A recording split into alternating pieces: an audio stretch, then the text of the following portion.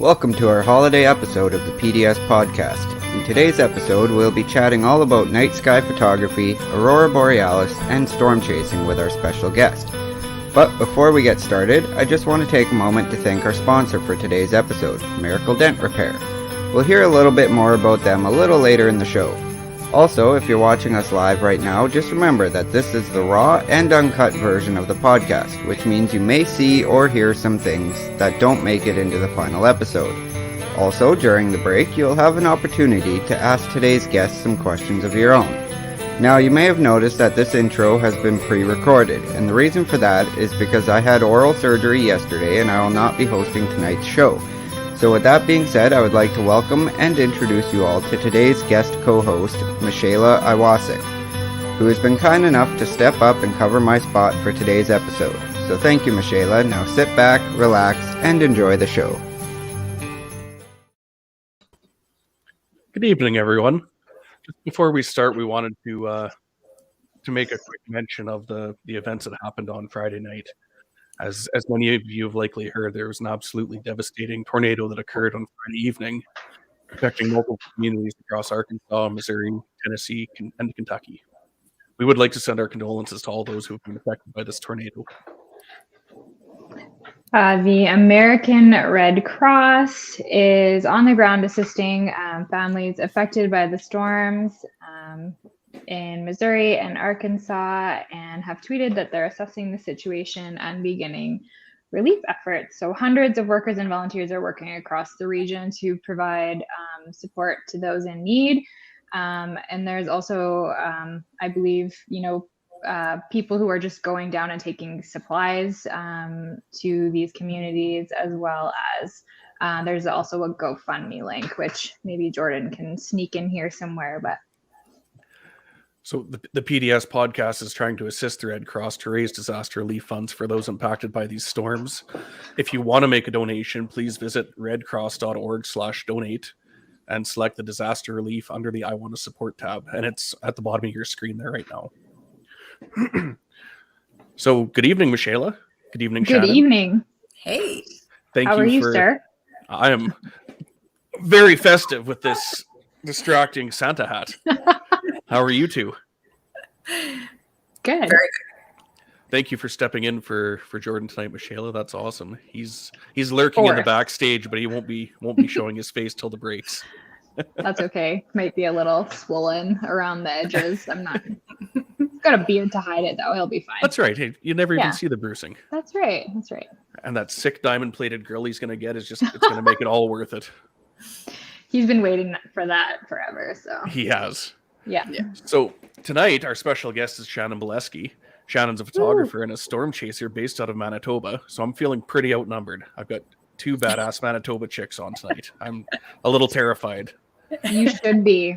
Her passions in photography include the night sky, Milky Way, northern lights, storm photography, and her lightning photos are by far some of the best I've ever seen. She can frequently be found standing on the roof of her Toyota 4Runner, dubbed the Stormtrooper, which you shouldn't do because that's terrible for them, capturing lightning and storm photographs. She's also she recently caught a bucket list image that we'll show a little bit later in the show here. It's a shooting star and the aurora, I believe. Welcome to the show, Shannon. Thanks for joining us today. Thanks for having me, guys. And yeah, I just want to,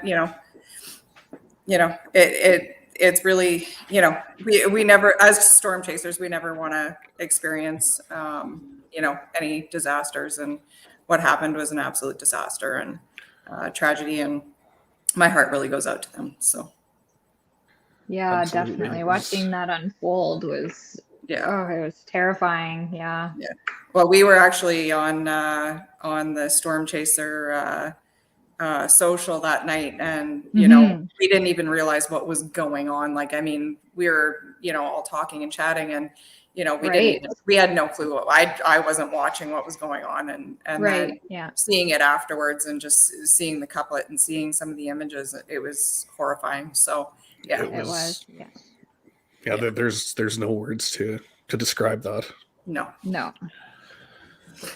No, and that's the thing. Like, I mean, it's going to happen regardless of whether we're there or not. But knowing more about the weather and what can happen. And I know you guys were both on the Scarth tornado, and came across some pretty unwanted scenes yourself. So it's not something that we want, right? It's Never if we ever want to see a storm, we don't want to see it do damage, at the most, in a field where, there's crop insurance and, there's no real harm done. Right. So out in the middle of a pasture by an old abandoned farm. Yeah. Then you've got some foreground. Yeah. That's right. Throw some holes in some of those old barns and there you go. Right. Yes, exactly. Add some drama to those photos. That's right. The only place tornadoes need to be. Yeah. All right. So we're jumping in. Might as well jump right in. Jump right in. So we're going to talk about aurora chasing. So Shannon, yes. You, like many other Canadian photographers, Manitoba photographers, myself included, love going out to the middle of nowhere, crazy as we are, and freezing our rear ends off to photograph the aurora, as well as all of the other beautiful displays that appear in the night sky. I mean, it's such an indescribable feeling when you feel so small and insignificant and peaceful. It's such an amazing feeling. So you may not be able to feel your fingers or your toes, but the heart is warm. Yeah. So some questions for you about aurora chasing. What is it that attracted you to start taking photos of the glorious night sky? Honestly, like I got into photography mainly because of storms and trying to catch that perfect shot of lightning. And so after I'll explain my story after, I think in the storm portion, but after seeing my first tornado, I bought my first DSLR in 2007. And so my sister-in-law and I ended up going out, started looking for the aurora and back in 2009 was when I started, and we never had the data. Like, we were basically looking at the Alaska forecast of, KP3, KP, 6, 7, which we never got back then, but it was basically 3 or 4, 5, back in 2009, 2010. And, so we would just go out and go check it out. And, and we, sometimes we got lucky, sometimes we didn't. And, and it was always that chase for, it's kind of like going out for storms. Like, you'd get like a 1 in 10 shot. It was a little bit less than that, I guess. Maybe, every third time that we would go out, we would actually get some aurora. And, it's kind of the excitement of the chase where you actually get something, right? So just being able to see it. And, I grew up in Thompson, which is about 8 hours north of here. And, we used to get it all the time. I took it for granted when I was growing up there. I spent 21 years up there. And, there's one night that I can remember, and it was absolutely magical. It was, so there's the trailer courts, and then there's Davis Bay, and then a great big field. And then there was the street that goes to my house. And so I think I was about 16 at the time, around midnight, and I was walking home, and it was Davis Bay was a little sketchy at the time. I don't know if it still is or not, but it was a sketchy area. So I had to go walking through there, and I was a little bit nervous and looked up, and I saw a shooting star. I saw the aurora. That was the best show I have ever seen in my life. It even tops the one that we had here on the 4th, November 4th here. But it was greens, it was pinks, it was yellows, and they were dancing in between each other. Like, I just felt safe, and it was a magical night. So nothing bad can happen when that's happening above you. Yeah. And, and it was just one of those things, like, I didn't even notice the aurora at the time until I saw the, that shooting star. And then it just made me look up and take it all in. And yeah, it was magical. Well, that's crazy. That sounds Amazing. Yeah. I need to go north a little bit more, I think, one of these days. You do. Well, there's one day, as soon as we get another, major warning for another KP 7-8, I may actually go up to Pichu Falls, which is about half an hour south of Thompson. So if you ever want to go for the drive, we'll just go up for another drive and take me away. Okay. Don't leave me out. I'll drive. You're over there. You're in Saskatchewan. I'll meet you wherever. Can we borrow your van? Yes, I will dig it out of the snowbank. Great. What are you talking about? We've got the Forerunner. That's right. The Stormtrooper. I've got a built-in bed in the back. And perfect. Wonderful. So, do you have any special equipment for photographing, for photographing the night sky? I swear I've only had one drink. I swear. Eloquent. Right. Well spoken. Yeah. I think the biggest thing is, the wide angle lens, small f or large f-stop, which would be, the f2.8. I think I've actually got a 20 mil 1.8. So that's what I use to actually capture the live real-time aurora. And then just a camera that can handle a higher ISO. But really any DSLR, nowadays your phone can capture it. So right? Isn't that crazy? It is like I'm sitting there shooting video with my phone and it's crazy. Like it's good quality, honestly. Yeah. I hate to say it, but it really pisses me off when I'm sitting there taking pictures of the aurora with my phone and my camera's sitting over there taking pictures and the phone looks pretty much just the same. Like, yes and no. You take that and you bring it home and you try to process that. And it ain't happening. Yes. But at the time and for social, it's like, what am I doing? Like, why am I doing this?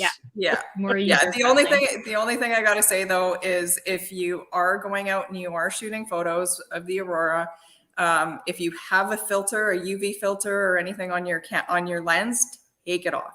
That was the first mistake I made as a shooting the aurora was, my sister-in-law came back and we were both like, what is wrong with our pictures?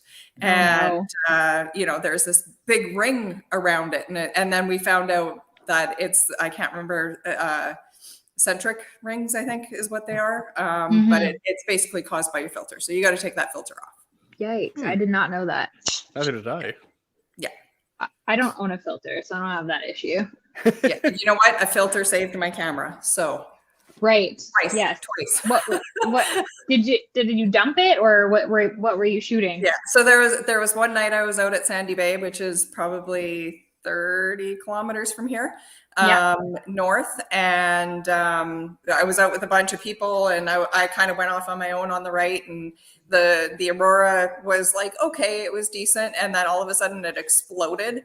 And so I had one camera set up that was just doing a time lapse, and that was all fine. And I had my other one with me, and I had my new 24-70 mil lens, and it was all going good. And then all of a sudden, the aurora went crazy. So I got a little nervous and was jumping around and stuff like that. Set up my camera, and then a fish jumped right in front of me. And knocked my camera over. So the lens, I had the lens hood and the filter, and actually no, I didn't have the filter on that time. It was the lens hood that saved it. But the lens hood, so put your lens hood on. Yeah, if you have a lens hood, use your lens hood. That hit against the rock, and that saved my camera. But another time, I actually dumped my entire bag about 6 feet and had a lens. The filter saved my lens. So I've been lucky. The only time I've dropped a camera is into the snow.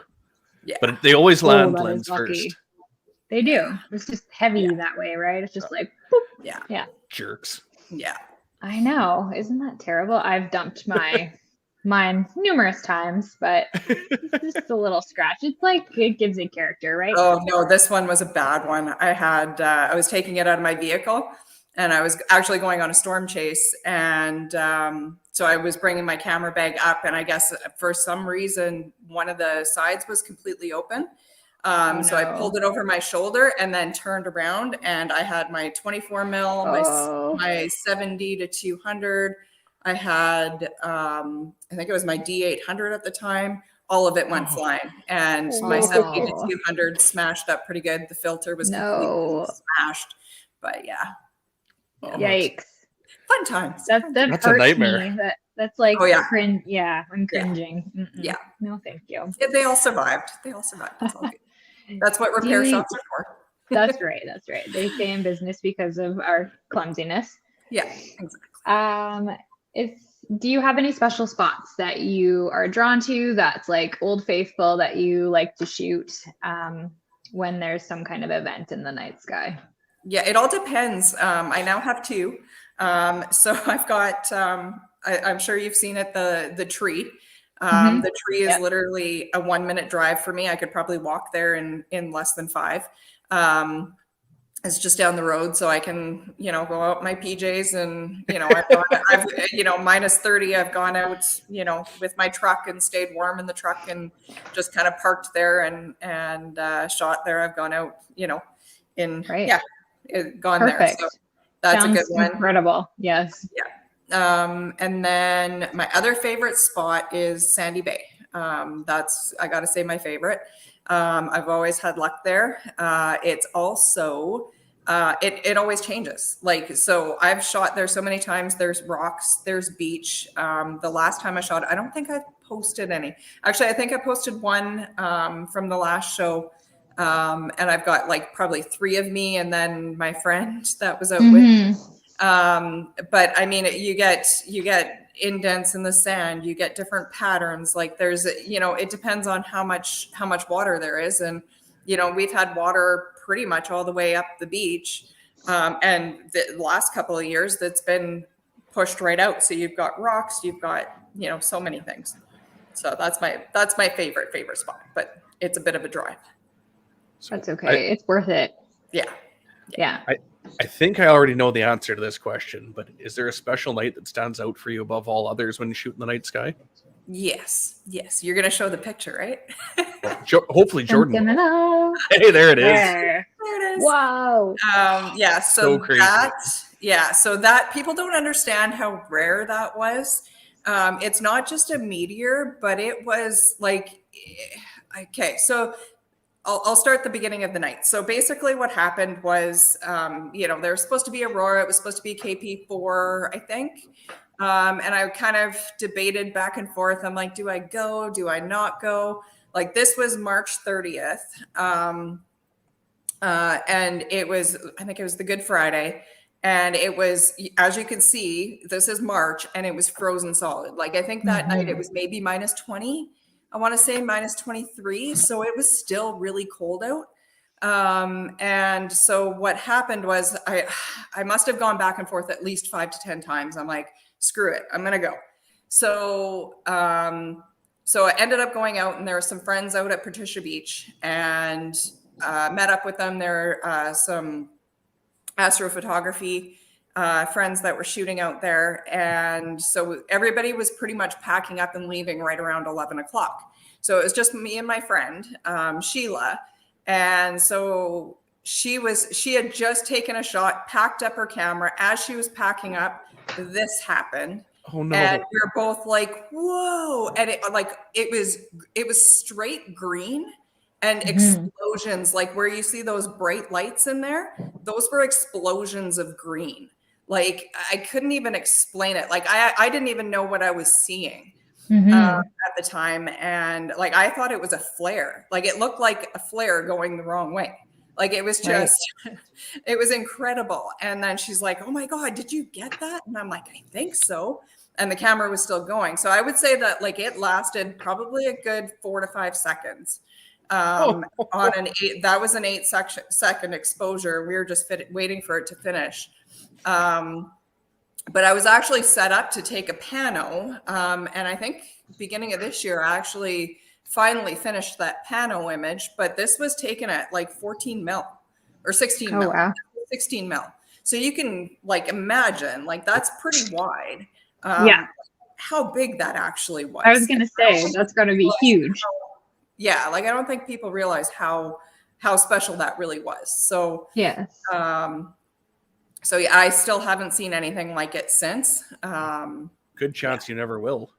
No, right? no, it was funny because Right. I was talking with Adrian of Nightlights, and he up in Norway, and he's like, "Yeah, that's like a once in a lifetime shot. Like you'll never get that again." Garrett. So, So thanks, Garrett Garrett. Beverly says that was just Santa coming in hot.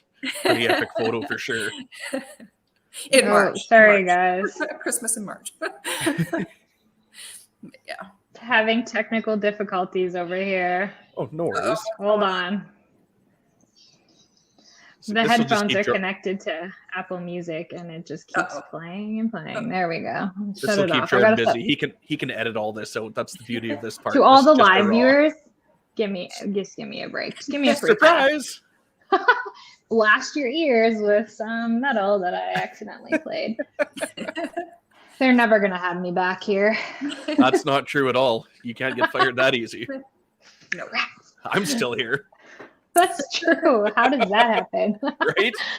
Yeah, you're like the founder. Well, you're one of the founders. You get a free pass. Phew. Sorry. At least you're wearing a Santa hat, so thank you. Well, That's only after right. you two ridiculed me and I had to run in and steal my child's. I took mine off. It just looked like I was wearing weird ears. The effect was lost. All right. Oh, it's my turn. My turn to grill Shannon some more. What would you say is the biggest difficulty or challenge when photographing the night sky? Honestly, now too many cameras. Oh boy, Too is many that a and not problem? enough. Too many and Right. not enough. I don't know. Honestly, I guess focusing would be the biggest one, I think. Mhm. You know, and like especially if you don't have, like, I find if you've got, like, I still struggle with live focusing on a star. It's never bright enough for me. And with my eyes, I don't know, like, just I need glasses now, so I'm getting old. You're wearing It glasses.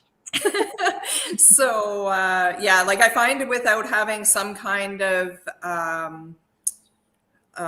like a light on the horizon, kind of in the distance, I find those are easier to focus on than the stars. Yes. But one of the tricks I was actually using a long time ago, it still works, I just haven't done it, is because I don't get that much in advance anymore, but is if I know I'm going out for the night, I'll take the camera and I will focus on the horizon and lock in that focus. And then what I'll do is I'll take one of those like charity bands, those rubber bands, and I'll stick it in between the focus ring and the and the part that doesn't move on the lens, and then it blocks that focus in place. And that's honestly been the sharpest focus I've ever had on shooting. So good tip for That's a good idea. That's Yeah. a very good idea. Yeah, I can even grab a lens and show you after the break if anybody's interested. But So do you have any other tips for someone who maybe has never seen the aurora or is trying to see it for the first time? watch the aurora. My favorite one is Yes. go outside, face north, look up. Yeah.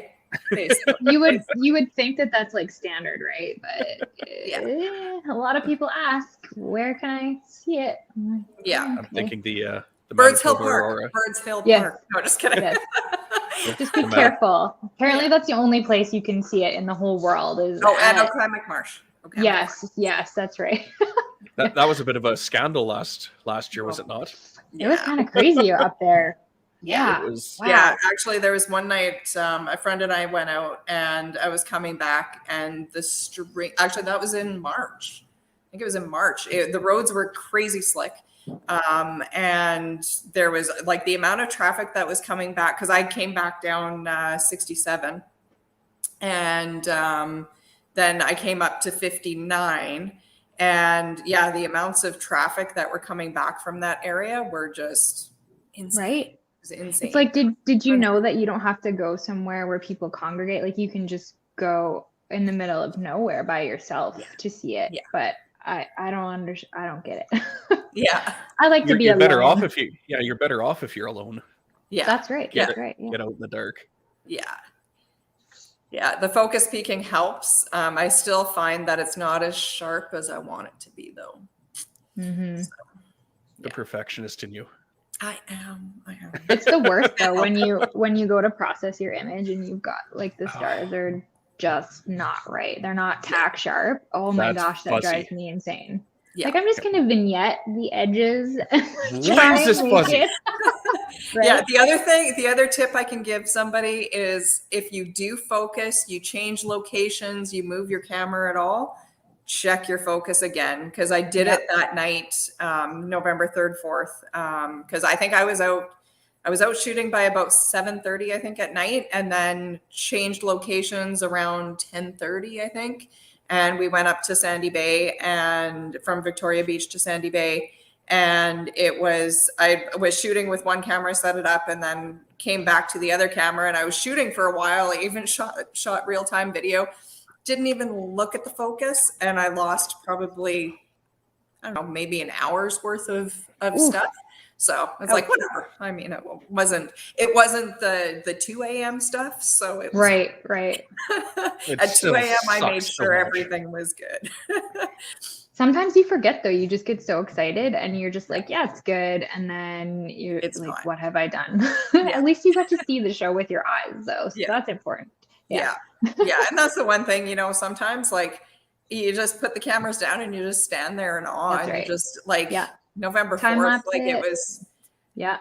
Yeah. Like even soak you it know in. what, honestly, videoing it was it was always on my bucket list to video Aurora. Yes. So I'm so happy I was able to do it. And, being able to walk around and show people like, this is real time. This is happening right now. Right. Like this is what it actually looks like without editing, without anything. It's just real, raw. Yeah. Exactly. This is outside my house. Yes. A lot of people don't even think that you can see them in Manitoba. They think that you have to go all the way up north, and it's like, the aurora sometimes will even just like south of us where we're looking down towards the States because the aurora oval has just gone over our heads, which is a really weird thing to experience. Super unsettling. This was the first time that I think I've ever seen it that far. Oh, really? Far south. It was weird. And you can see like it's like a wall rushing at you, right? And you're kind of like, whoa. And then it's the other direction. It's very interesting. It's like, where do you look? I'm like, I'm looking there. I'm looking here. I'm looking Your south. neck is where do I go? Your neck is sore. Yes. Someone wants to know, my favorite app for Aurora is Space Weather Live. I don't know what Shannon's and Curtis's are. Same. Yeah. Great. Pretty much the same. Great app. Yeah. Yeah. Oh, and I don't know if you can see it, but in the tree. Oh, you have your little Aurora monitor from Mark. Well, we love ours. It's awesome. Thank you, Mark, wherever you are. Oh, right there. Oh, that's awesome. Isn't it cool? Love it. I was so bummed out that you're out of the parts. I was hoping it was going to glow green because I know there's supposed to be potential for Aurora tonight. So. Oh, yes. I got some notifications earlier today, but I haven't had any lately. I haven't even looked. I've been busy eating tacos. So. Taco Tuesday. That's right. You know it.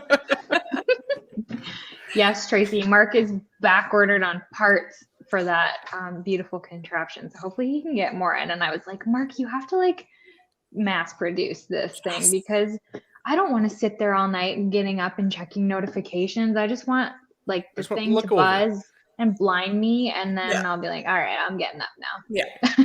Exactly. It turned purple. Yes. Well, that was awesome. It was like I think it was within the first 2 or 3 days that I got it, and it was glowing purple, and I'm like, oh my god, go run! So jealous. Yes. What is your favorite night sky subject to photograph and why?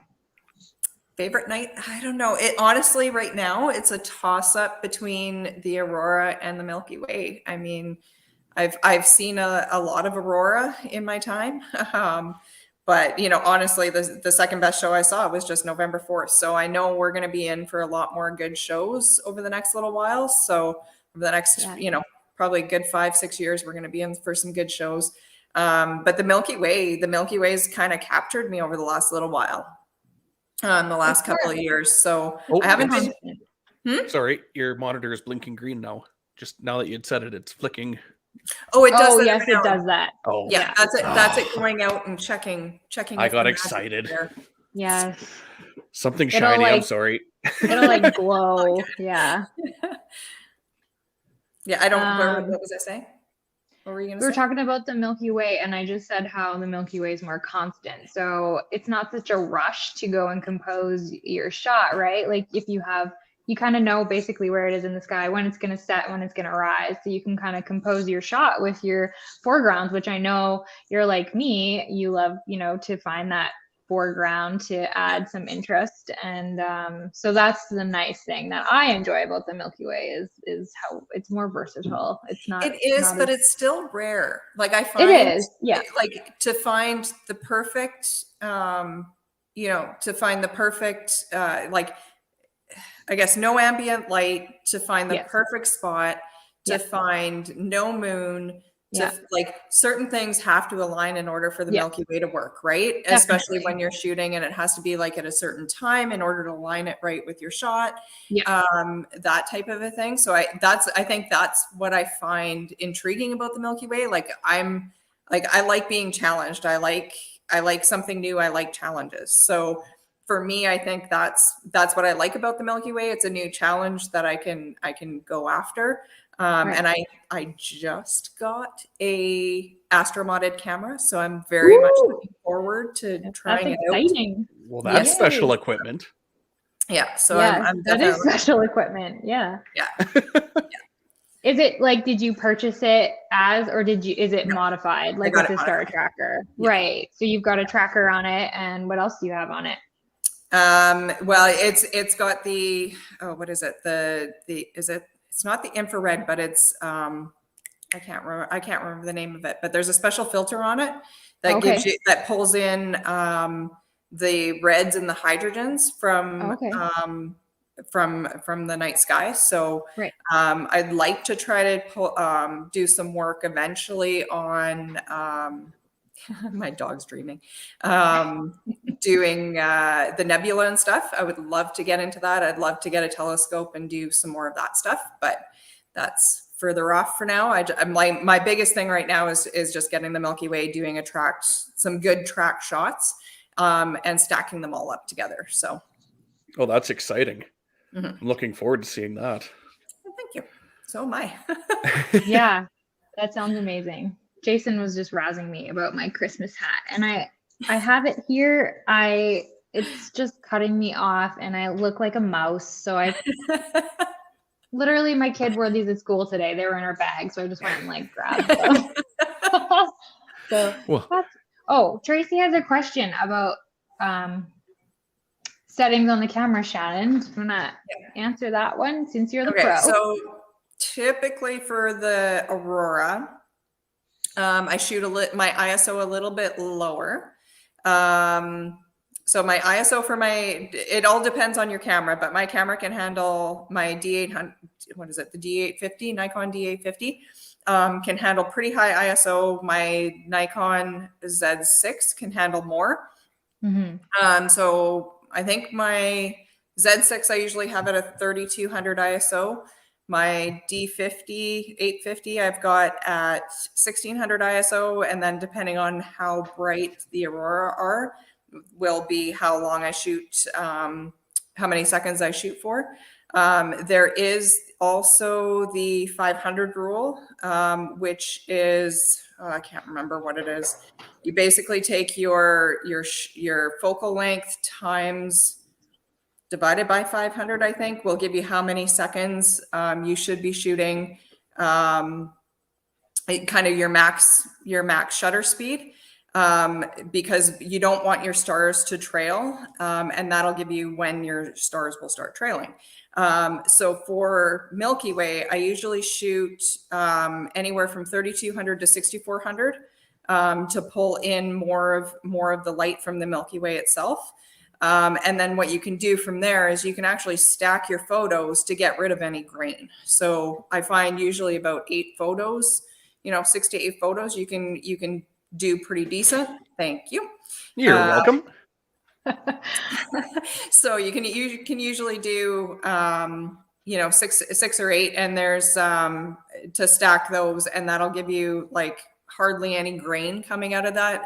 Lots of light in your Milky Way, and you're good to go. So yeah. Perfect. Well, And there's lots of stacking programs out there. Sequitur is a really good one. Star Stacks is another. They're both free. So perfect. I don't do any of that, so that's great. Good to know. Well, I think on that stacking. I think on that note, no, that's all right. I can just see Jordan getting all impatient and twitchy back there in the back room. So we'll take our first break so Jordan doesn't feel left out any longer. And when we come back, we'll hear from Vorticity Storm Tours and our sponsor. I was getting twitchy because I wanted to add times 1.6 if you're on a crop sensor. That's why I said full frame, or 1.5 if it's Nikon. Yeah. I don't do any of that. My stars start to trail at like 20 seconds, so I just do less than 20 seconds, and that's my rule.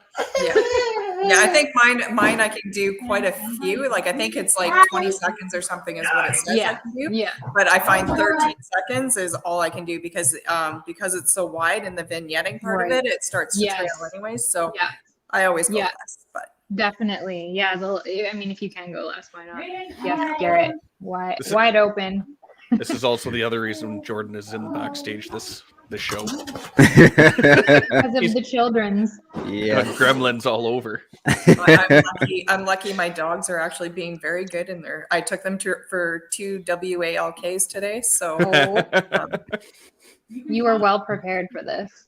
Yeah, I did what I could.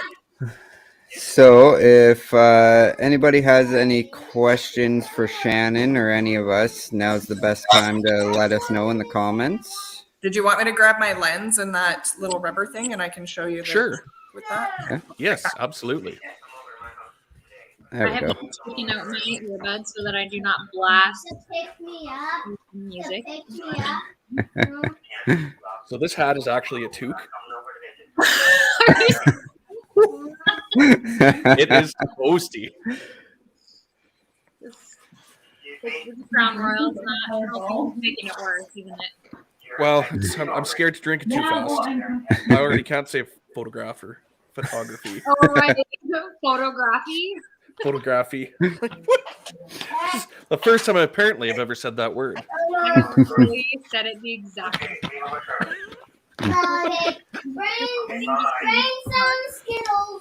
Nice catch there in your first intro there, Curtis.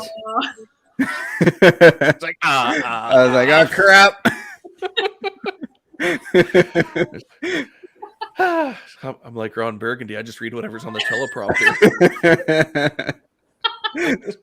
Wait a minute. Oh, that was funny. I'm like, I don't know what to do with my hands. Just cross your arms and look grumpy. Oh. I have freaking ears on. I can't look grumpy. So do you have your screen shared, Jordan, so that when we come back from the break, we can bring up the storefront? Let me get that up. Tracy, you start your settings on holy shit settings on your camera, and you go from there.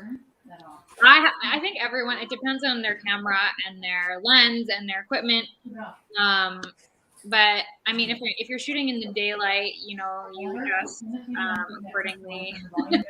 I usually have like, I don't know, F7, F8 if I'm shooting in the daylight, and then shutters. It all depends really on your condition.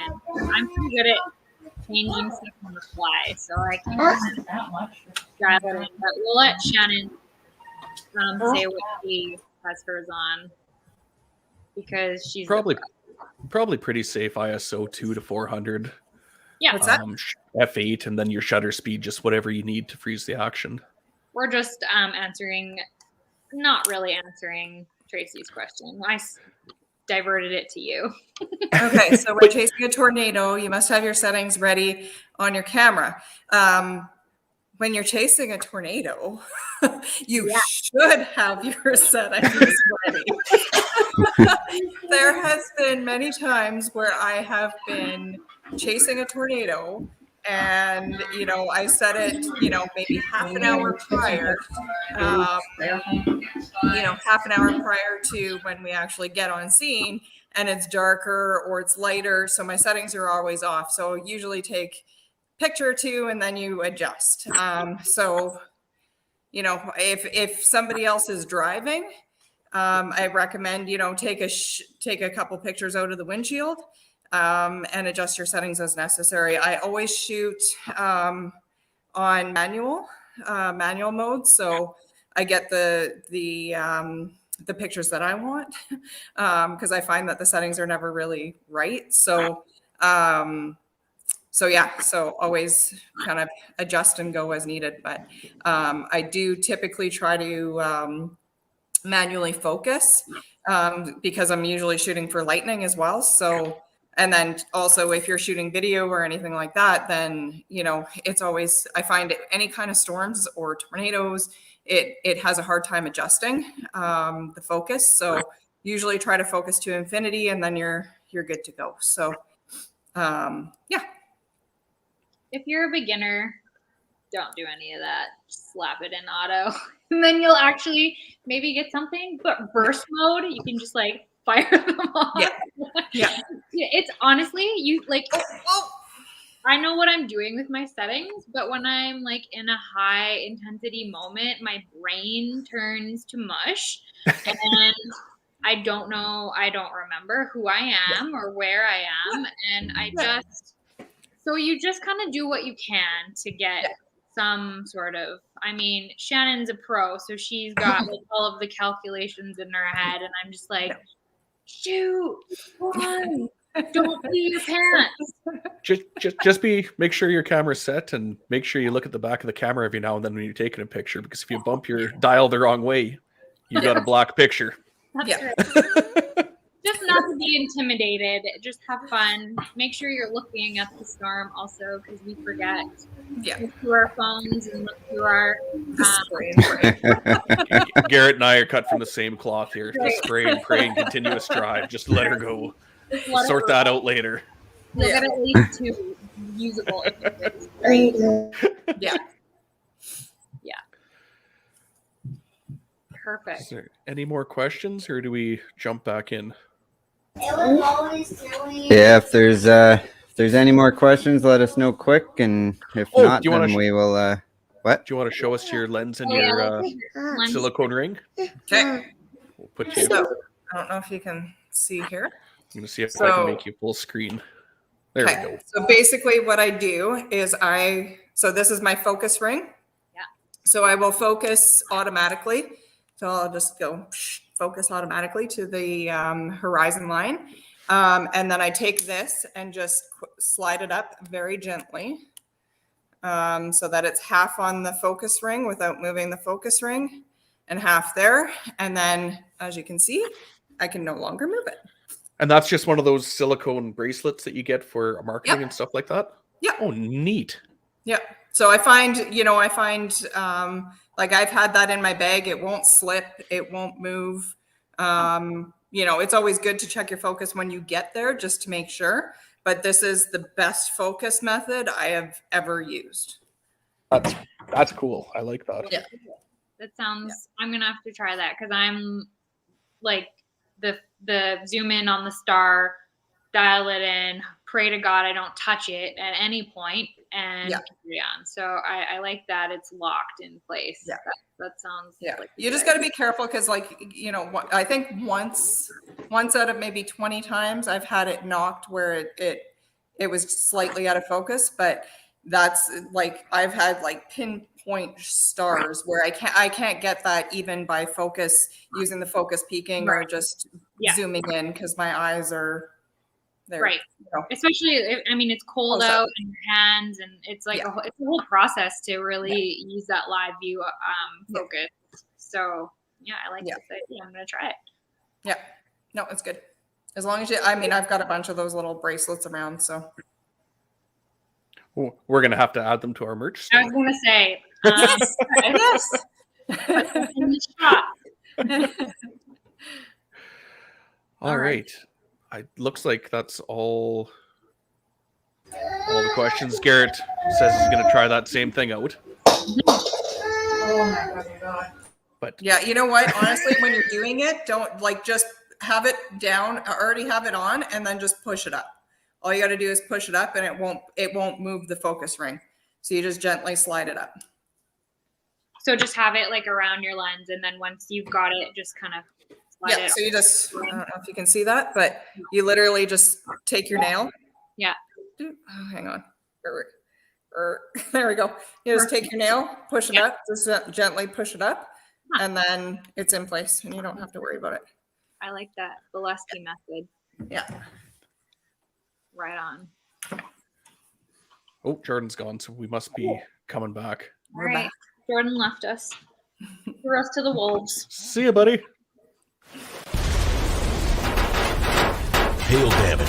It can happen at any time, and when it does, bring it to the hail repair specialists at Miracle Dent, because dents are what we do.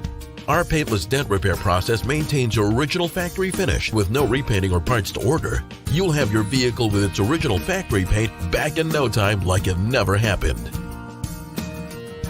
If Mother Nature has put a dent in your summer, come to Miracle Dent Repair. Dents are what we do. All right, and we're back. So with this being our holiday special, we wanted to take a few minutes to give you all some gift ideas for the weather geeks in your family.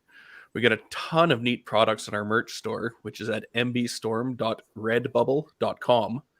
We've got everything from shirts to hoodies to clocks to travel mugs, phone cases, iPad sleeves, like you name it, it's in there.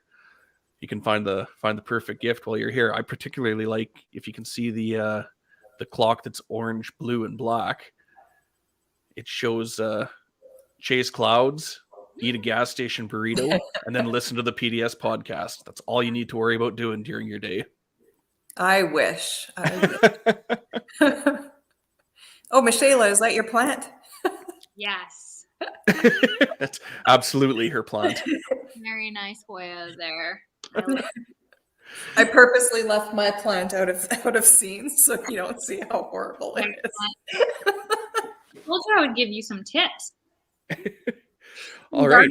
Tips. Now it's time for 21 questions, where we get to learn all about Shannon's storm chasing and photography, which we started a little bit on the break. So, because I really don't know much about storm chasing, I really like to take advantage of this. And every single person we have on, I want to know what their secret weapon is. When you're looking at the models, what are you looking for? What's your parameter that you see it and it's like, I have to go? Well, I'm kind of like Michelle. I'm not super technical. There was, I always took kind of note from the ECC storm forecasts until Scarth Day. That's when I'm just like, no, I'm not trusting them anymore. And then I would go and take a look at the models because I honestly don't have a ton of time. So I'd like to get more into looking at the models on a daily basis and that kind of thing. But the things that I typically look for is I look at the 500 millibar winds. I look for the jet there, the jet there. I look for the surface maps. I look for kind of all the fronts. I look at the 700 millibar to see if there's any kind of cape. What else? Kind of look at most of the parameters just to see where things are kind of lining up. Usually look at a few different models, kind of the NAM 3K, the RAP, and the HER closer to, just to kind of see where things are lining up and see how things are looking. And then for the day, I pretty much just take a look at the surface maps and see where the fronts are and see where the best winds are and that kind of a thing. So neat. Oh, yeah. There's Garrett. Sheer cape and instability. Twister funnel time. When he says it like that, it sounds so simple. It does. Oh, It's And not I look for the dry line. The dry line is always the moisture. So perfect. Storm chasing 101. Yeah. Oh, it's my turn. It is your turn.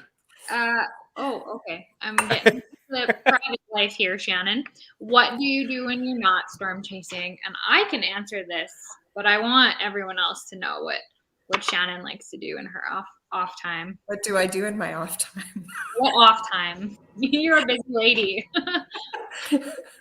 Yeah, I've got 2 dogs, which Yes. are one's licking their butt right now, so my apologies.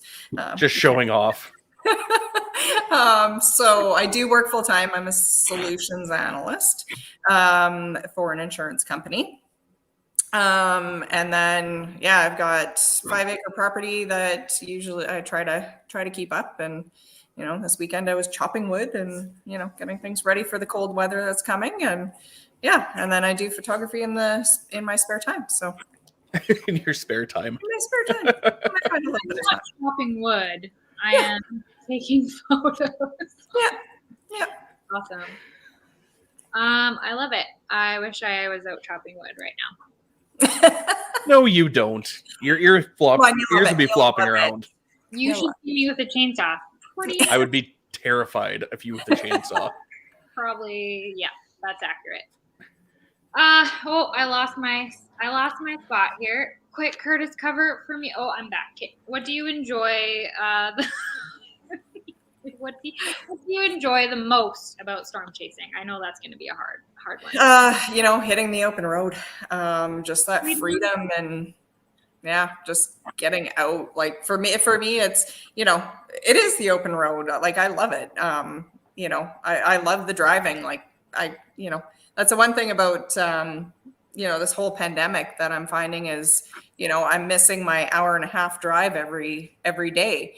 That's my alone time. That's my me time. That's my zen time. So except when I'm in Winnipeg traffic and road raging, but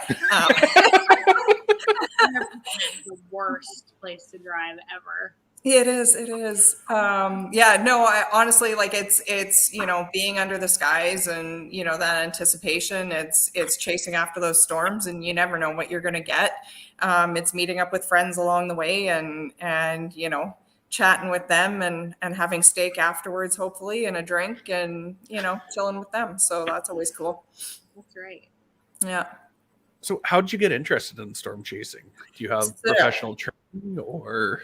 Well, so it originated back when I was about 6 years old, back up in Thompson, Manitoba. And honestly, up there was no storms. We didn't get a lot of storms up there. But I remember having a dream when I was 6 and there was, it was weird, but there was little tornadoes. There were like little fat tornadoes that would come out of the sky, drop down to the ground and take out houses. So I watched as one dropped and it was probably about the height of a house and it took out the entire other side of the street. And I watched it from the front window. So this is all a dream, 6 years old. Okay. So this wasn't reality. So I don't know if it was the Wizard of Oz or what it was, but ever since then, I kind of had dreams all the time about tornadoes and storms. And when I was 8 years old, I got my first little point and shoot film camera. And with the thumb wheel? Oh yeah, like click.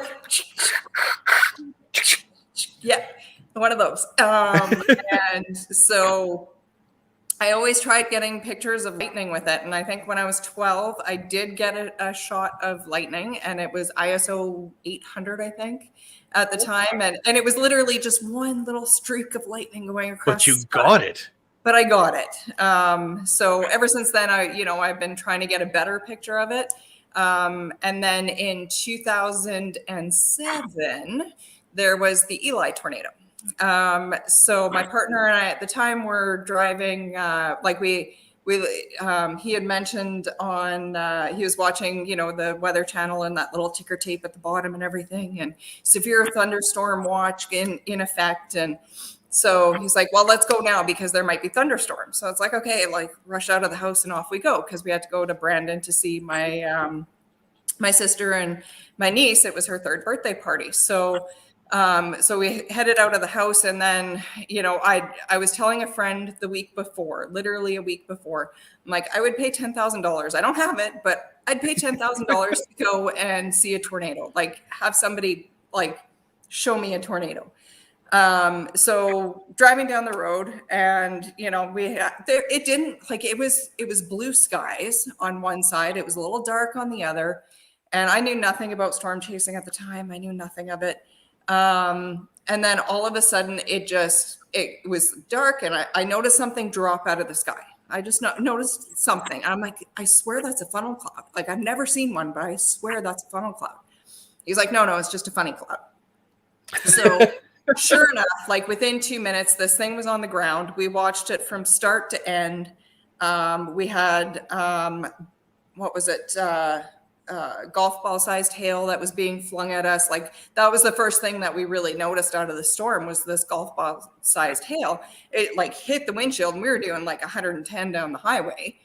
And, you know, it felt like, you know, the windshield was about to crack. And yeah, so it was crazy. It was crazy to witness. It was amazing to see. It was amazing that nobody got hurt out of it. You know, and at one point we were like, if you look on my YouTube, there's actual video of it. I've got pictures of it. I ended up doing a little scrapbook of it. But we saw both tornadoes, that one and the Oakville tornado. I have a picture of the twins at the time. And, you know, at one point it was so close to us that it's just like, okay, like, let's turn around. So we kind of took an exit and got at a point where we could turn around, and we actually turned around because it was really close. Like, I've got a picture out of the rear view window. And it, you know, you can see the dirt picking up on the ground because it ended up hopping the highway pretty much at the same time that we had turned around. And yeah, and then we came back around and we saw it just before it dissipated, and we saw the Oakville tornado on the left of it as well. So, and then it's like, okay, well, what do we do? Like, we had no idea. Like, so what did you do? So it was like, okay, well, we can continue going. And we had the collar cloud and the wall cloud like rotating right above us. And you could see this little thing trying to still come out at the same time. And it was literally like right above us on the left-hand side. And it's like, okay, well, you know, it's like, do we just gun it and go, or do we wait it out? And it's like, no, let's just gun it and go. So, so that's what we ended up doing. And, you know, it was amazing because the second that we got out from the wall cloud, there was like a rainbow and sunshine, and like it was just this one little area. Like it was incredible. And that's kind of what started my fascination with storm chasing itself, because it's like we were so close. It's like, you know, in some cases, you know, you can outrun it. You can see what it's doing, and you can follow its movement. And especially knowing now what I know, you know, we could have been in a position where we would have been safer than what we were. But at the same time, it was the realization that, you know, this thing is big and nasty, yes, but, you know, we could maneuver around, right? And it's not as big as you think it actually is when you're actually there. So, you know, it's hitting small areas for, you know, for Manitoba anyways, as far as I've seen. You know, they're relatively smaller. So yeah, so that's where I kind of started from. I learned more about it, learned more about the forecasting, became a little bit more brave over the years, I would say. You know, and, you know, the lightning is my passion still. You know, that's what got me into it, and that's still what I love to see. That's what gives me energy, and yeah. Awesome. So I think you answered this in the previous question, but where was the first tornado you've ever seen or you ever saw? That was Eli. Oh, it was Eli? It wasn't the one up north? That was my first one. That was my first one. I saw it pretty much from start to end. I saw the twins. So, you know, an F5. It's not a bad first F5 tornado. and twins can't top that, Billy. Whatever. No. It's no big deal. Yeah. And then from there, Also from there, I was going to add is 2015 and 16. I ended up going on extreme tornado tours. I took 2 of those. So if anybody's interested in going out and learning more and kind of seeing what people do, definitely go on a tour. I know Jordan's got his tour, right? I was going to say, I would recommend Vorticity Storm Tours. There you go. And honestly, like we got super close with the tornadoes. Like in 2016, we saw 24 tornadoes in 5 days, and we were like 50 to 100 yards from each one. So you can't get any better than that. Like it was, pretty incredible. So I learned a lot off of those, as well as going down with friends the last few years. I've gone down with Tom, and I've seen Jordan down there a lot, and meeting up with them and learning from them as well. So that's awesome. Yes, definitely. I never got to go on a tour. I'm a little bit jealous. What do you drive as your storm chasing vehicle, and what special equipment do you have to go along with it? So I've got my Toyota 4Runner, and I set it up, what was it, last year or the year before, I guess. So I've got special drawers now, and a sleeping platform. So I can and I've got that set up, kind of late spring all the way till fall, late fall. And so that I can, I've got everything in there that if I need to pull out of bed for the night, I can just take a nap in the back, and it's very comfortable. I've also got all of my safety gear. So I've got first aid kit. I now have, as of last year, I've got an AED in there. So if anybody ever gets struck by lightning, or anybody comes across me and I've been struck by lightning, it's in my back drawer, just to say. Lightning's dangerous. And I always tell my family, if I'm out storm chasing and I get hit by lightning and I die happy. So it was meant to be. Yeah. I always say, when I'm 90 and I'm in a wheelchair, just wheel me out into a tornado and call me Dorothy. I don't know.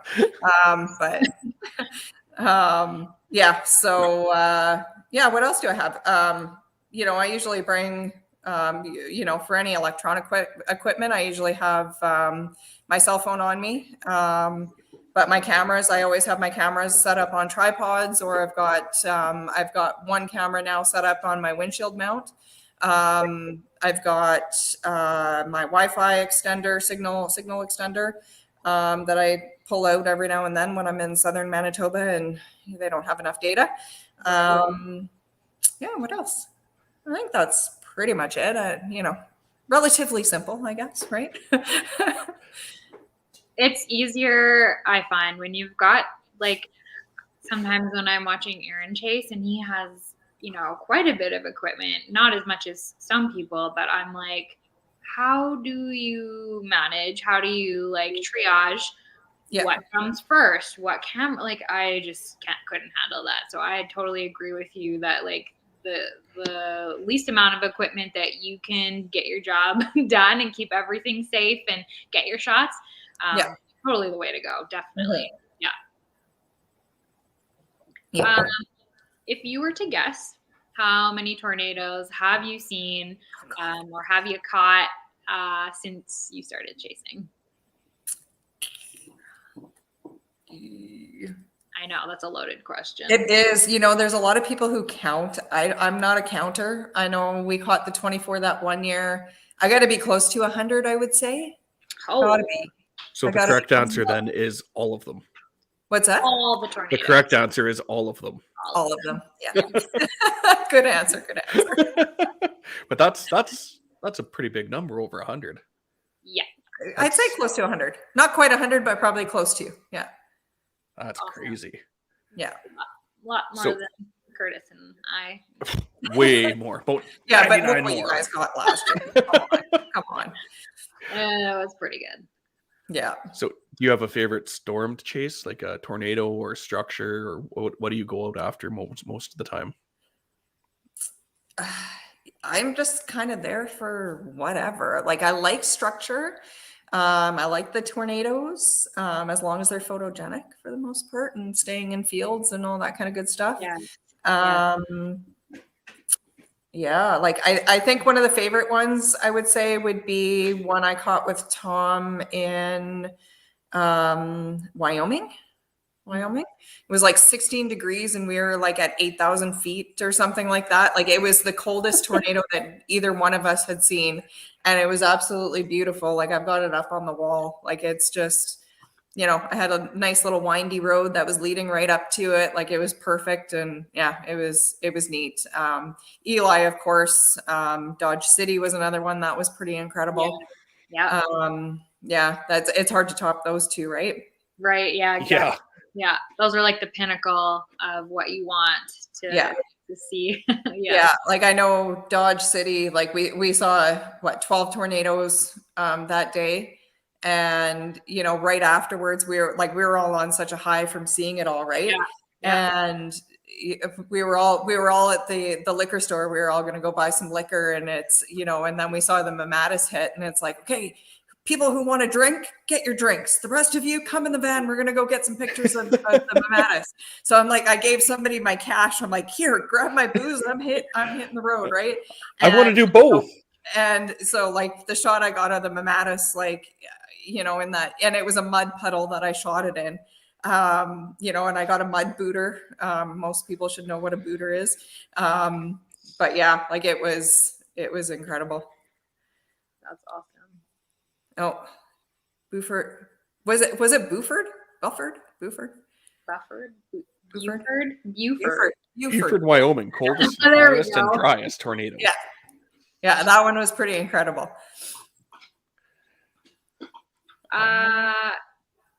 All yours, Curtis. Is it my turn? Oh, it is. No, no, it's not. Is it? No, yep, you're still on.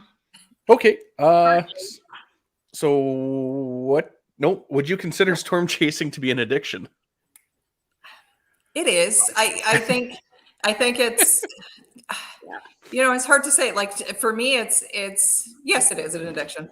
It is. You're right. It is. Let's just be honest. Yeah, exactly. Adrenaline rush. Yep, it is. Good. Yeah. There's a reason we drive thousands of kilometers and spend all of our money on fuel and gas station burritos. It's right. It's not that. You know what? It's yeah, like it's all of it. It's the whole experience. It's not, like your storms are usually like a very small amount of everything else that goes into it, right? The tiniest little part. Yeah. Literally over within maybe 5 minutes sometimes. And you've spent 10 hours driving, 2 hours crying, peeing in bottles, peeing on the bottles. What the hell? Anyway, moving on. So you gotta learn the 30-second pee behind the vehicle. Also that. Are you going to pull over when there's a tornado right there? I have a nervous bladder, okay? Yeah. All right. Where are we, Curtis? We are on question number 12, and it is yours. What has been your greatest accomplishment as a storm chaser to date? Not peeing in bottles, that's for sure. Yes, not peeing in bottles. Although that is a handy talent. It is. But I couldn't do it. I could not do it. I'm a behind the vehicle. I would rather be. Yeah. Anyways, moving on. So my greatest accomplishment? Yes. I don't even know, honestly. That's a tough one. What's that? That's a tough one. It is a tough one. I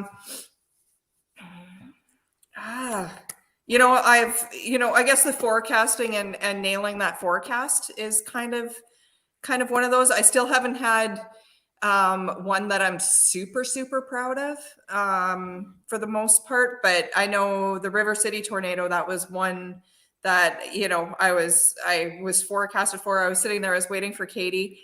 And I'm just like, I see this thing, like it was forming right next to me and I was waiting for her. I'm like, you know what? She was 40 or 45 minutes away from me. I'm like, do you mind if I just go?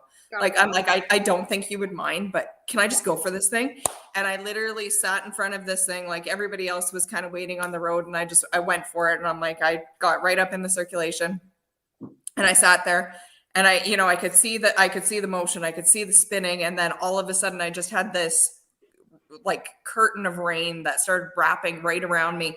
And I'm like, oh, time to go. So I turned around and it was literally in my rear view camera that I got the tornado as it was coming down. So that was pretty cool. That was that was this past, like up north of Brandon, right? River. Not this year, but it was last year. Yeah. Okay, I remember that. I was like, River City. Yes. Okay, I remember what you're talking about now. Yes. Did you happen to get it out of the passenger side rear view mirror where it says objects in mirror closer than they appear? Probably. Oh, that would have been perfect. Yeah. Complete Jurassic Park reference. Yeah. That's right. That is yeah. Great. I like that scene. Okay, number 12 and 13. Oh, and 14 are all yours. I'm on 13, right? Yes. What has been your biggest disappointment as a storm chaser today? Well, so that's a double-edged sword because I'm kind of glad I missed it. But at the same time, I kind of wonder, if I was there, could I have helped? Could I have done something different? Right. And that's the Scarth tornado. Like I think it was the night before I had a migraine, or I started getting a headache that night. And then I woke up the next morning with an incredible migraine.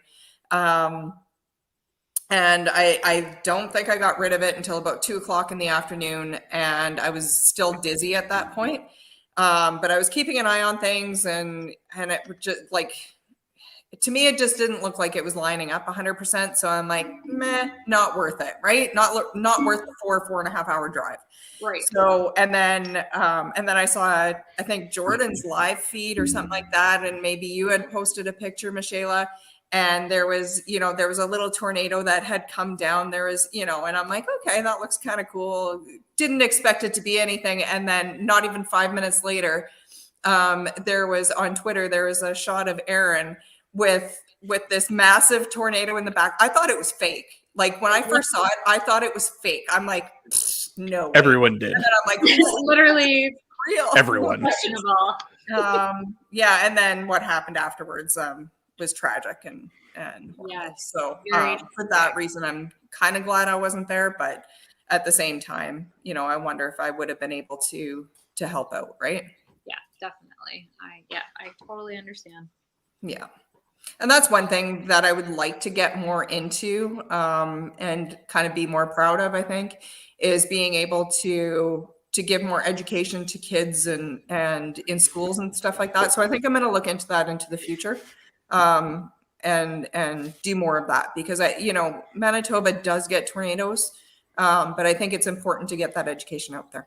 Definitely. And we get them, they're few and far between, but it seems as though when they do happen, they're quite large, quite prolific. They're quite strong and violent tornadoes when when it does all come together. So, I definitely education is very important, and if the kids can retain some pieces of that and it can help in some way, then that's incredible. So, what kind of photography equipment do you use? I know you said you have a Nikon Z6 and a Nikon D85, D80? D850, and I just got a D750. So you are packing heat. I am, and then I've got all the lenses. I'm set now. I shouldn't buy anything else. Come on. You never actually no. There's the Z9 came out. One more piece of glass that I want, and that would be the Sigma Art 14 mil 1.4 1.8. I've got the Sigma Art 24 1.4. I've got the 20 1.4. Great lens. Yeah. The only lens you can overexpose at night with. Yeah. Right? I think, you know what? I might sell up some lenses to actually go and get that one. So, See, that question is in there just to try to spike a little controversy between Canon and Nikon, just for fun. Canon. But what? Nikon. I almost switched from Nikon. I almost went to Sony. It was a lot of people did but I see now that a lot of people that had switched to Sony have now gone back to their original setup, whether that be Canon or Nikon. I don't know, but they've all kind of Yeah. Sony's out now. Yeah. You know what though? I still wouldn't mind the Sony the A7S 3 or 4 Mhm. Yeah. just for the low ISO capabilities Yes. or high ISO capabilities for shooting real time aurora at night. For sure. That That would would be- Absolutely. Yeah. Well, there you go. You've got some things to add to your wish Yeah. list. You're never done. No. Never done. No, you're not. It's such an expensive hobby because you is. think you have everything, and then they come out with, "Oh, look at this! Look at this! You need this," and it's like, "All right, take You my wanna make- credit card." Yeah, take it's my like, yeah, I kind of want an astromodded, and it's like, oh, I kind of want that, right? money. Right. And getting into different types of photography and different styles and things, you're like, oh, okay, well, I kind of need this for that, and oh yeah, it's never ending. If you want to make sure your kids never do drugs, teach them photography as a hobby because they'll never have money to buy them. Right? I like that. But when they're young kids, though, and you're footing the bill, It hurts. It hurts. But exactly. so, do you think the weather patterns are changing with the way things are going, and do you think it's affecting Tornado Alley or the types of tornadoes we're getting or when we're getting them? Absolutely. Absolutely. I think we've seen that, right? We've seen that in the stats even. Like, climate change is real. Plain and simple. I mean, I think there's always going to be weather patterns that are going to change over the time, right? But we've already experienced, oh geez. Well, I don't Friday's have the stats in tornadoes. front of me, but we've already increased our average temperature by 2-3 degrees, I think, over the last 10-15 years, right? So that the pattern is already there for that, but we're always going to have our La Niñas or La Niños. Like, we're always going to have the different weather patterns that affect these things, right? And it's interesting because I'm curious how COVID is going to play into the next few years, because there has been less. There's been more stuff about the fisheries. There's been, less fishing. There's been a lot of other stuff too, right? that is affecting things. Like there's, what was it? There was whales and stuff that were entering places that they never did before, right? Because the people weren't there. So without the people being in these places, I'm curious how that's going to affect some of these things as well. Well, that was over in Asia, wasn't it? Wasn't it tigers? There were tigers roaming around or something. I don't know. Because the water's so much cleaner that the fish were actually moving back in. Yeah. So it'll be interesting.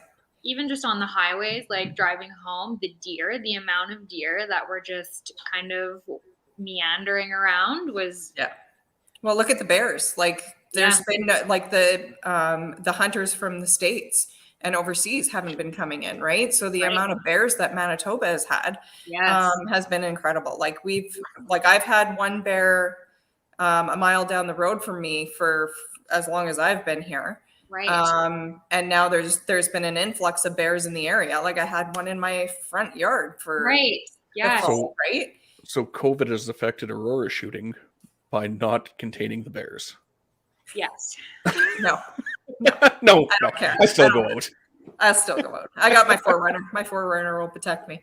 I got bear spray in there anyway. So. Have you ever gotten too close to a tornado? I think River City would have been the closest one. I wasn't too worried though. I think there was one situation. It wasn't a tornado, but it was a situation where we were kind of in the right place with wrong situations, I guess. So it was a high risk day, and they were calling for a potential outbreak.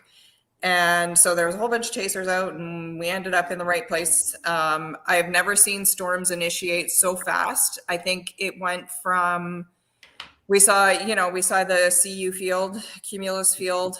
And it was in 2017 and it was our last chase day. And it was literally a CU field. All of a sudden the tower started firing off. And it had gone from that to tornado warned within, I would say, 10 minutes, if that. Like it was just incredible. And that's part of the reason why the tornadoes didn't happen. But like we had 1.5-inch hail that was basically kind of circulating us and coming at us. And then so we tried to get south. But what happened was there was train tracks and a train. And we got stuck there. And there was three cars in front of us. And I think it was maybe half a mile up was the road to go south to get away from this. So it was literally, these storms are kind of coming up behind us and we're just like sitting there going, and these things are tornado warned, you can see them spinning. And so I kind of got out, looked down the tracks, and there was only 4 or 5 cars on the train, thankfully. So it went past and we got out of there, but that was probably one of the sketchiest situations that I felt nervous because, I was somewhat leading the van of us that we were going. So I felt responsible. Right. So I didn't want to be in a bunch of hail. Like some people like hail. And if I'm not in a vehicle with protect myself and, protect my vehicle to a certain degree because I don't want to get hail dented. I think I'm going to start carrying a Skidoo helmet with me just for that reason. Yeah. And there was that one with Jordan that we were on as well by Bengoff. That one was kind of sketchy. So we ended up, I think I drove 10 hours. That's the one that I have on my Twitter, pinned on my Twitter, where it's yeah, there it is. He was ready with it. So just wait though. So we're sitting there and we get this beautiful sunset, we get lots of rotation, it's tornado warned. And, my data that day was so sketch, it was horrible. And so we get up to the tail and Charlie go up to this thing and, we had, I think it was 9:30 by that point, and we could have taken the north road to go home, the south road to kind of get away from home, but get away from the storm, which is where we should have gone. And then there was an east road, and it's like, well, the east road was not the greatest. It was the only one. The east road had nothing coming off of it for, I think, 23 kilometers, 30 kilometers, something like that. So we basically, once we get on this road, we're on it, and it literally went boo, boo, and up and down. And it was so after looking at it, a couple miles down the road of it, I'm like, no, we're not doing that. So we're just going to stay put. And when I looked at the data was outdated to begin with. So it didn't look like it was that bad for rain or hail or anything like that. Like we figured we would have gotten some small hail at the most. And then it looked like the rotation had already passed us. So I wasn't too worried. So this is where lessons learned. Look at the timestamp on the damn thing, right? So I ended up parking west in between 3 grain silos. So I had one in front of me and then one on the right of me and one on the left of me. Jordan ended up parking facing north. And I still had no data, so I couldn't even be in contact with Jordan. And this is what we had. Like the winds definitely shifted at one point. So we had these inflow winds that were going in, and we're pretty certain that there could have been a tornado just in front of this. But these grain bins, I was watching them lift to the south. So at the same time that this was happening, I had grain bins lifting to the south. Oh man! So it was very sketch. It was very sketch. So that was a lessons learned kind of a day. That is raining sideways. Yeah. Well, no, this is the inflow. Like it was just like if you heard this, like the winds were just so. Yeah, these are what was sucking into the storm. Oh man. Yeah. So yeah, you've definitely been too close. Yeah. So I think it was Mike from Alberta had messaged me the next day and said, were you guys inside a tornado? Like, what happened? Like there was, and you could hear in Jordan's video, he's like, oh yeah, there's the couplet. Like we're right next to it. It's tightening up. And it's like, I had zero data. I was trying to contact him to say, what the heck is going on here? And I couldn't because I had no data. So scary Oh, stuff. man. yeah. Don't do that. No. I actually have a couple of nice scars from that one. So on my truck. Shannon does not recommend doing that, just as a disclaimer. No. Yeah. That was a lesson that it won't happen again. Yes. Do you ever chase nocturnal tornadoes? And if so, are there any precautions that you would take? I have not really. I think I was with Braden and Tom, and we did once, but I was trusting Braden and he knows what he's doing. I honestly, I wouldn't do it.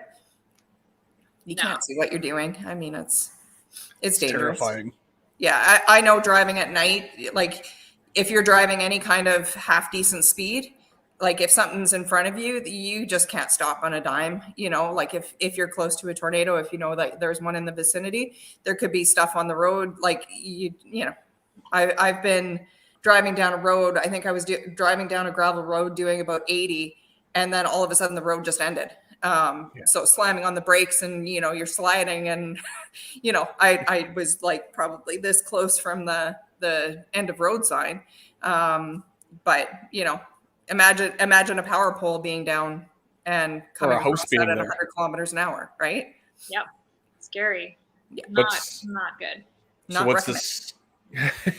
what's the scariest moment you've had while storm chasing then?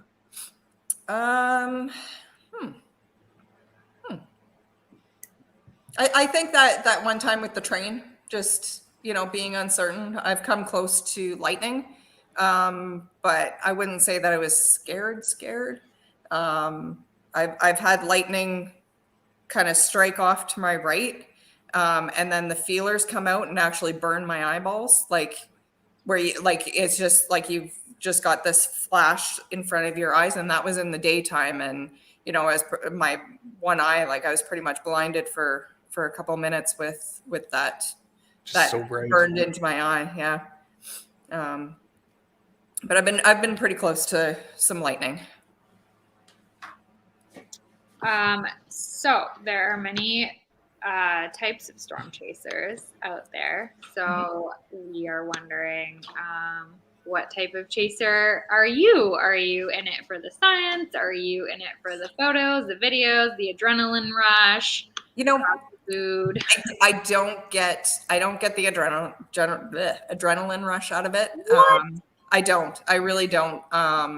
You know, maybe off close lightning, but you know, I keep a level head. I'm in amazement of, you know, the power of Mother Nature. I think that's, you know, what I'm in for, like, is just seeing it, just witnessing it. You know, taking photos of it is a bonus for me, just being able to share that with people.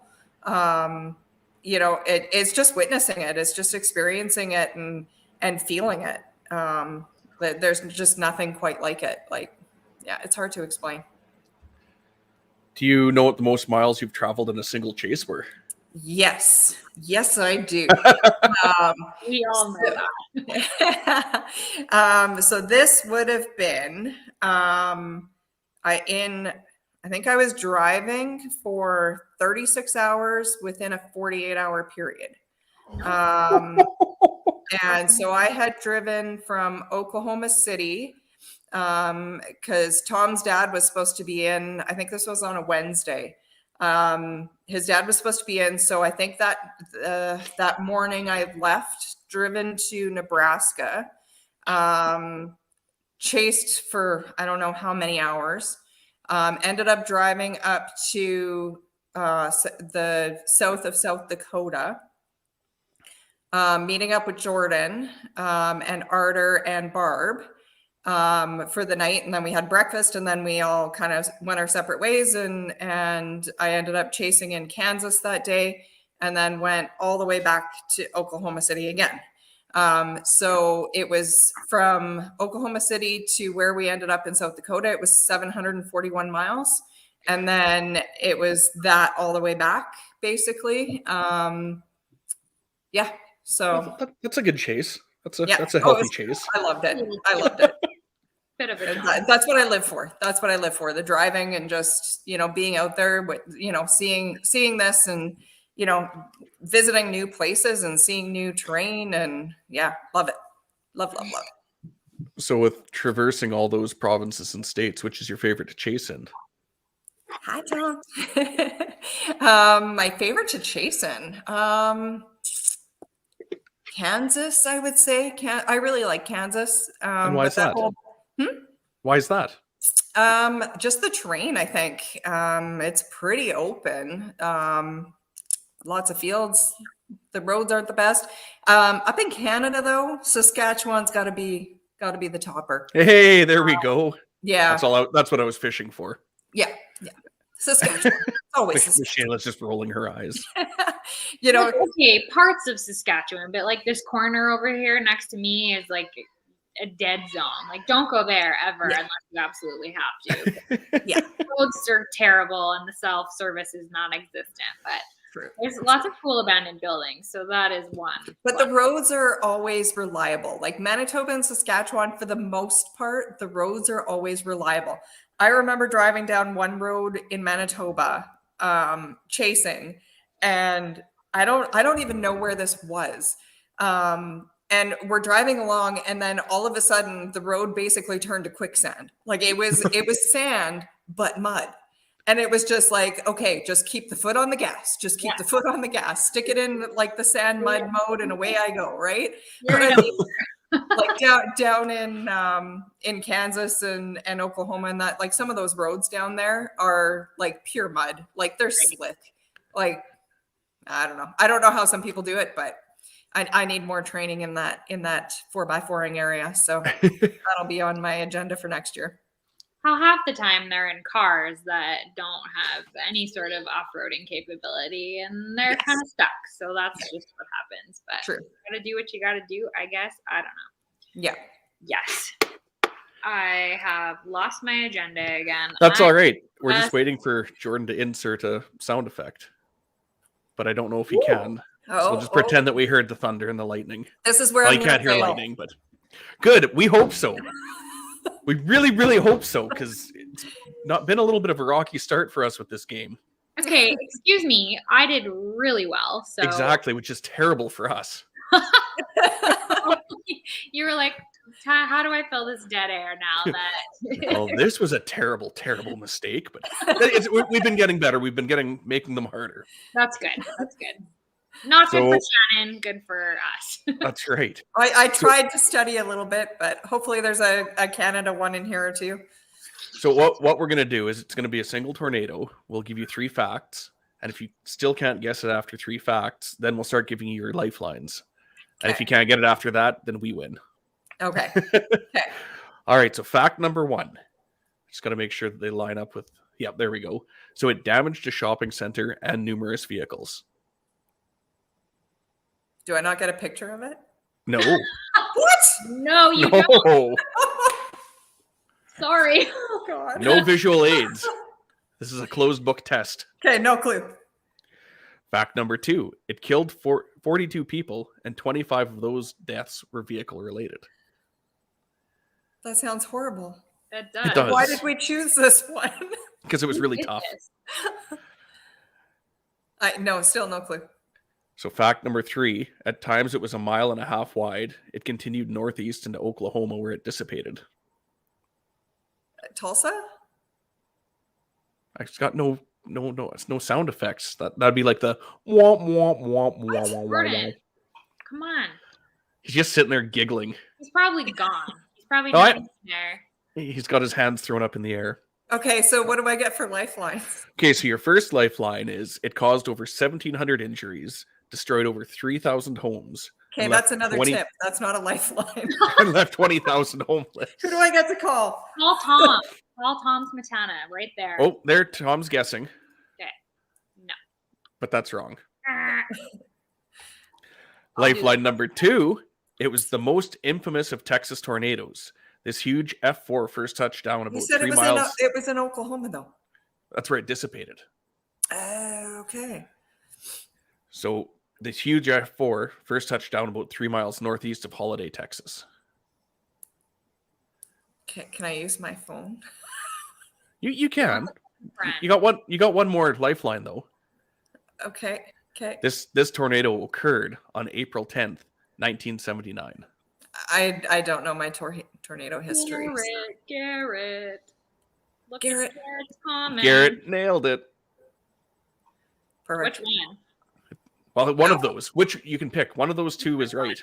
Oh, Huh? What? it was the Wichita Falls tornado of I would have 1979. guessed the wrong one anyways.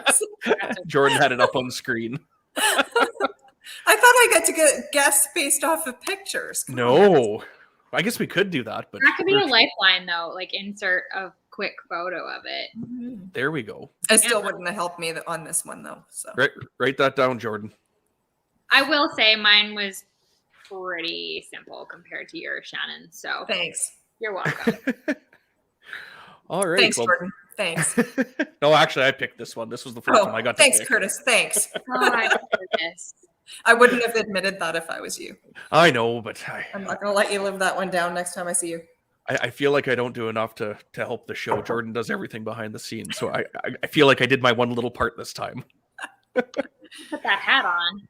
That's right. Yeah, it's my toque. It's sweating. It's very, very warm. It just keeps getting higher and higher on my head.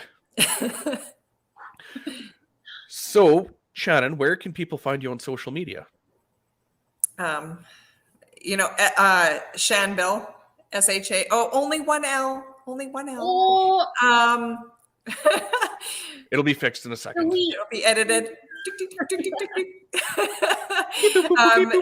Honestly, my name, I'm the only Shannon Bileski out there. So Google Shannon Bileski. And it's spelled bile as in like There we puking go. bile and ski. So like your Bileski. bile ski. Yeah. So Shan Bill, everything is under Shan Bill. So yeah, Perfect. easy. And easy. and Michaela, where can people find you? Oh, also my original name that my mother decided to name me, at Michaela Iwasik on Twitter, at Michaela Iwasik on Instagram. Probably don't friend me on Facebook. I don't post anything interesting weather related there. Yeah, Curtis, you want to? Well, you can find the PDS podcast on Twitter at the PDS podcast, Jordan at Manitoba Storm Chasers on Facebook, Twitter, and Instagram. And you can find me at 706 Photos everywhere. So if you listen to this and liked it, please do us a favor and subscribe to it on your favorite podcast app. And if your app lets you leave reviews, please do that. That just helps us get found by the search engines and gets our rating bumped up the charts a little bit. And I saw that it was pretty high on the charts. Every now and then we get a pretty good spike. It's Oh, exciting to see. It's crazy. Yes. Couldn't do it without everyone listening though. That's awesome. So become a supporter on Facebook for the chance to win exclusive merch and prizes. And don't forget to head over to mbstormredbubble.com, which has all of that amazing merch that was up on the screen a while ago. And make sure you tune in for episode 6 live on December 28th with some weird guy that I don't really think should be on a podcast. Just kidding. And this was how we got Michaela to agree to come co-host with us. Is we let her introduce. Because I get to razz the next guy. Aaron J. Jack will be the next guest on the PDS podcast, and be prepared for that. He likes to talk a lot, so it should be good. And thank you so much, Shannon. I haven't seen you in a long time, so it was great to see you. We met many years ago at an A&W in Mooseman, and here we are on a podcast. So Yeah, that was good. You too. yes. And thank you everyone for tuning in, and Merry Christmas. Merry Thank Christmas, you guys everyone. for having me. Merry Christmas, guys. It's been a blast. I needed this, so thank you. Great. Take care, Shannon. Thanks, Curtis.